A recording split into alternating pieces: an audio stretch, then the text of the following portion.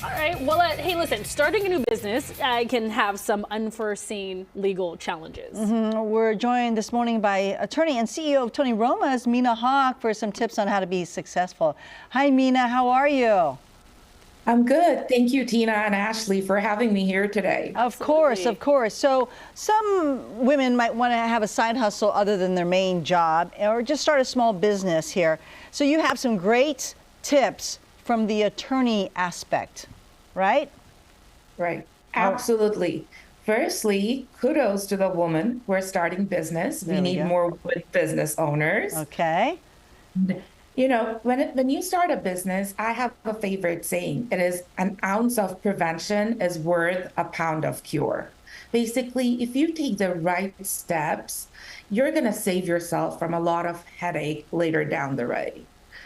So, you know, I would always say, make sure you register your entity properly, which may sound like a common knowledge.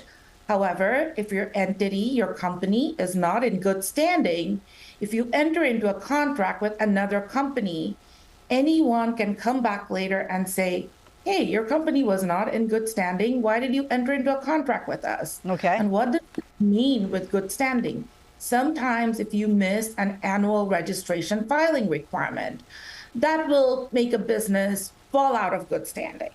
So I would always say, mark your calendar, make sure you file those paperwork timely, check your state website, making sure that, you know, you're not delayed. Even if you're delayed, that's okay. You will have the opportunity to reinstate your company. So mark your calendar. That's number one. Number two, when we are starting a business, we are very excited. We are thinking about the opportunities. We need more vendors, more partners we enter into contract with. And these days, having a virtual business makes it so much easier. And part of the reason is because there are so many softwares out there. However, there's always a catch with those software contracts. Sometimes there are auto-renewal provision.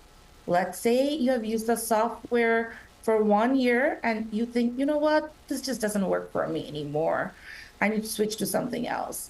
But when you go and notify them about it, they'll come back and they will say, hey, you have been auto-renewed. So check out for those provisions in the contract. Make sure you're not in a situation where your contract is being auto-renewed. All right, we got about 30 seconds left, Mina, here. I know that you have some other ones like Protect Your Business Online, plan for the next year's cost, 2025, and you have a pro tip. What is that pro tip? The pro tip is mark your calendar. And now we are going into 2025 with a lot of exciting AI features. So make sure that you also look into data privacy regulations if you're using AI. And lastly, there is a deadline coming up on January 1st, 2025. It's something that has been mandated by the Department of Treasury.